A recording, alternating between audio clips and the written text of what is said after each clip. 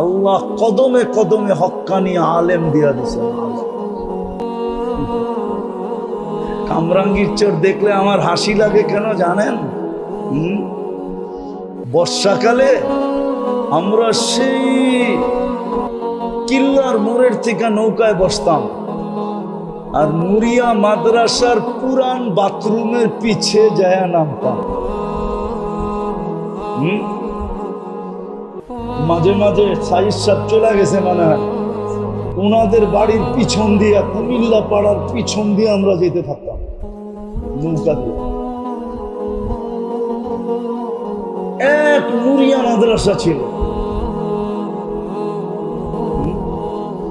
আজকে কামরাঙ্গীর চরে 500-র উপরে মাদ্রাসা। কয়েক ডর্জন হলো দাওরায়ে হাদিস মাদ্রাসা, পুরুষ মহিলা মিলায়। বাংলাদেশের মতো সুযোগ আল্লাহ দুনিয়ার কোথাও দেন না। শিখার জন্য যদি শিখতে চায়, মন চাহি বাদ দিয়া যদি রব চাহি চায়, মন চাহি বাদ দিয়া যদি মুহাম্মদুর রাসূলুল্লাহর তরিকা শিখতে চায়, তাইলে কদমে কদমে ওলামা, কদমে কদমে মাদ্রাসা, কদমে কদমে আল্লাহওয়ালা। এত আল্লাহওয়ালা এই দুনিয়ার কোন দেশে না।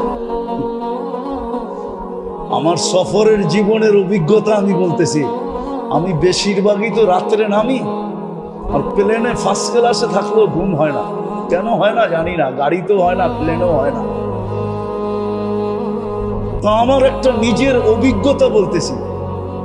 সারা দুনিয়া ঘুরা যখন প্লেনটা বাংলাদেশের সীমানায় ঢোকে, দেখা যায় স্ক্রিনে দেখা যায়, প্লেনের ভিতরে যে লাগানো থাকে ওটা দিয়ে দেখা যায় এই সীমানায় কলিকাতার থেকে সীমানায় ঢুকলো, অথবা পূর্ব দিক থেকে হলে চিটাগাং কক্সবাজার দিয়ে এই বার্মা পাড়ে সীমানায় ঢুকলো। আমার মনে হয় বাংলাদেশের সীমানায় ঢুকলে প্লেনই বলে দেয় যে সীমানায় ঢুকে গেছে। কসম খোদা,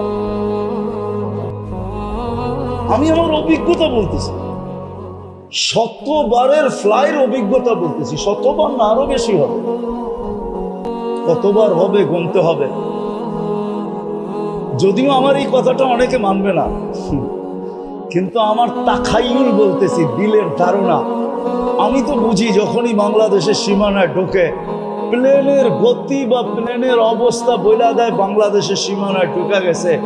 স্ক্রিনে তাকাইলে দেখা যায় বাংলাদেশের সীমানা। আপনারা মানবেন না আমার কথা, কেন এই পরিধির আকাশের সম্পর্কটাই একটা ভিন্ন সম্পর্ক।